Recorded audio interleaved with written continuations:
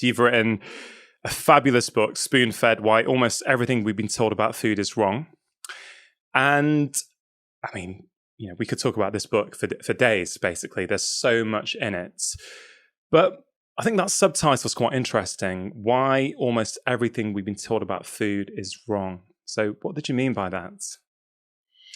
Well, I had to slip the almost back in there from my agent, the publisher, who always like an even punchier title, as you probably know. I know full well. So it took me a few weeks to get almost back in there. So it turned out that the title came at the end of the book, really. So once I'd finished it and I got my 23 myths, things about food we got wrong, that we came up with this title. But then, and it did come across that so much we've been led to believe over the last few decades has really been manipulated by, poor science, industry, advertising, and just general, peer pressure. And so I wanted to highlight those things particularly. But at the same time, I didn't want to throw out and sound like a complete nutter that says, I'm the only one who knows the answers. Everyone in nutrition is wrong. Of course not. But it is hopefully highlighting the fact that most people agree that eating more plants and fruits and vegetables is a good thing. And that's core to most of the nutrition advice, and that's what people do agree on. But what people don't really understand is even professors of nutrition don't actually agree on things that the public think they do agree on, and what we're told, what we're spoon-fed, if you like.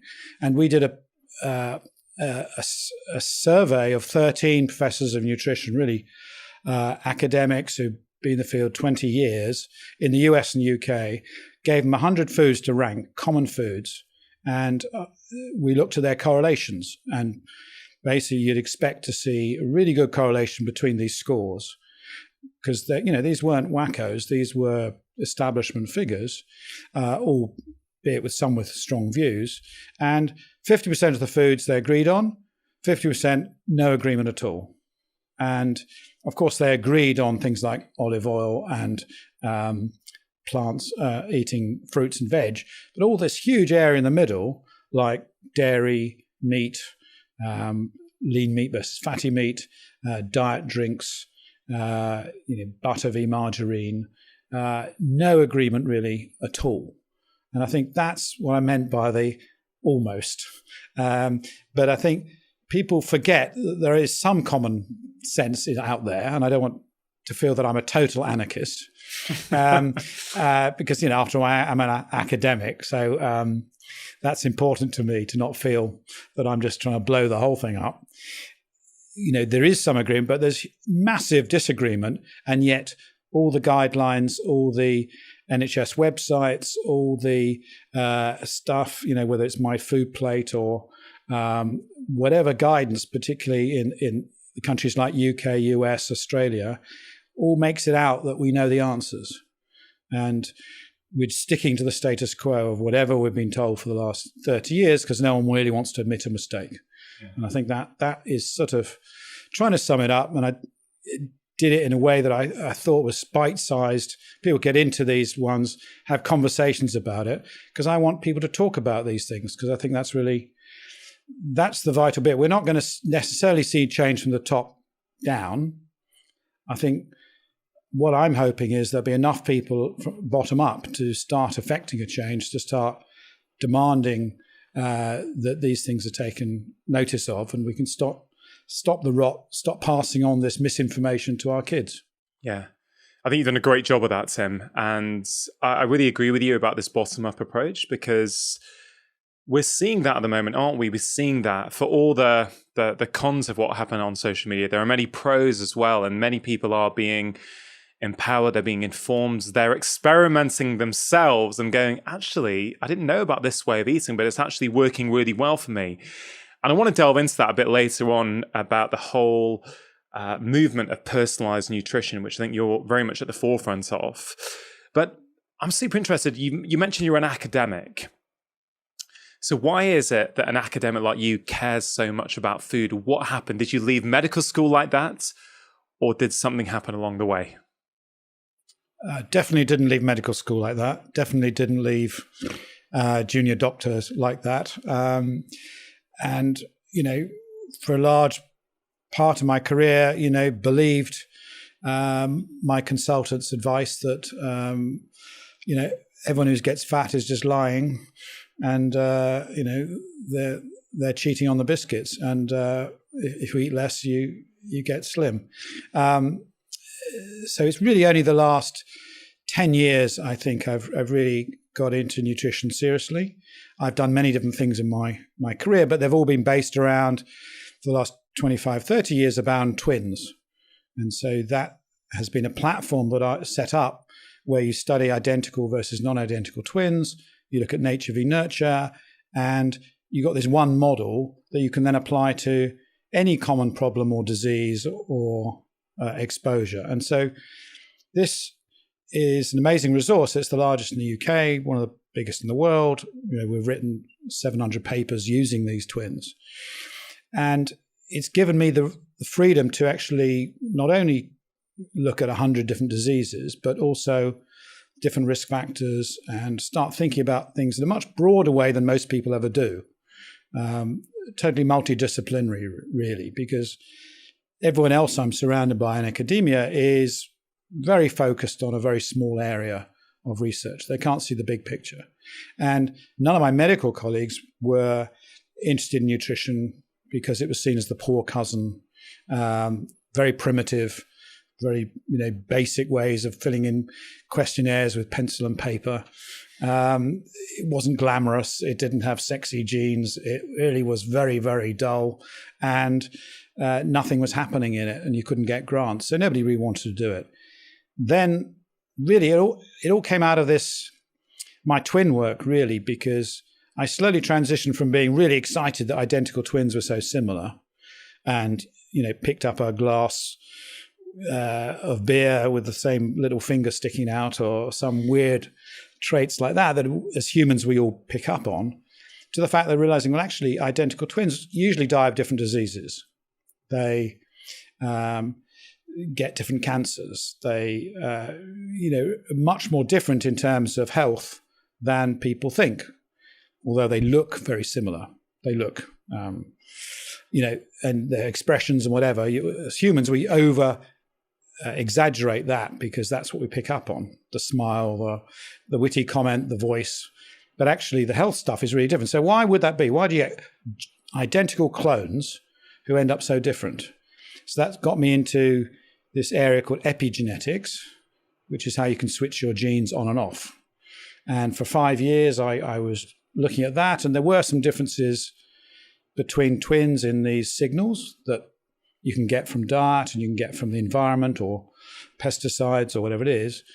But it was pretty obvious that we didn't have the great tools to study it, and the effects were quite small. So I was looking for something else. And the other big thing that suddenly hit about 10, 11 years ago was the gut microbiome. Even in identical twins, their microbes were really different. And so suddenly I had a reason to explore that. And once I really went into the gut microbiome as this new organ that's really different, even in clones, and is shaped by our diet and our environment, suddenly that was a sort of aha moment that said, wow, if that's so important, then this is how we can really study nutrition. Everything starts to become explainable in a sort of modern era approach, as opposed to 100-year-old approach of calories, fats, and proteins, because it's down to the chemical levels, down to the interaction level, and you can suddenly start to measure it all and quantify it in a way you couldn't do before. So it was a combination of these insights about the gut microbiome, plus it was the technology that you could suddenly measure gut microbes with genetic sequencing, which I was well versed in from all my years in genetics. And you could also measure other things in food, so much as the chemicals. You can break food down, not into the three groups that we all know and hate, but into 26,000 different individual chemicals. And you can do that with this whole approach of mass spectrophotometry, but it's basically just drilling down into the detail and, in a way, seeing food and nutrition and your gut health in a completely different light to what we were able to do 10 years ago.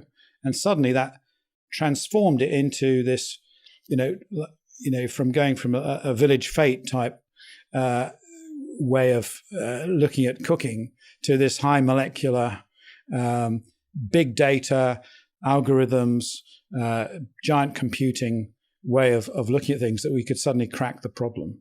And that really was that's what put it together for me. And that's also, that introduced this whole idea of this personalization, really coming from the uniqueness of our gut microbes. No, I think there's two people on the planet that have exactly the same gut microbiome. And yet, when we compare that to our DNA, we're probably fourth cousins genetically. We share over 99% of our DNA with each other, but you and I are not going to share many of our microbes. However much we spent bonding in camps together or whatever, we'd be still remain very unique, which means our response to the environment, our response particularly to food, is always going to be unique. So that's what really excited me about this whole field, that all these things were coming together just at the right time.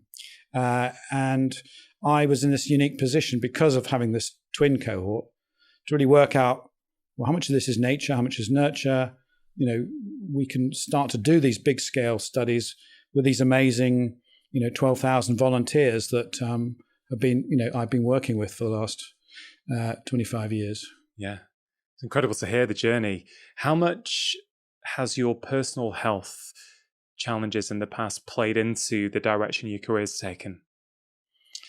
I think it's changed quite a lot. And for people who aren't familiar, perhaps you could sort of elaborate on what happens.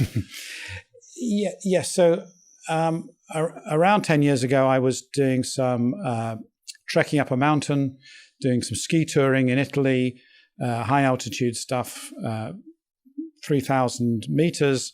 And the last day of the holiday, I wasn't feeling very well and got to the top of the mountain, and then I felt a bit dizzy and it was nearly falling down all the way down. I got to the bottom and I could see double. So I had double vision.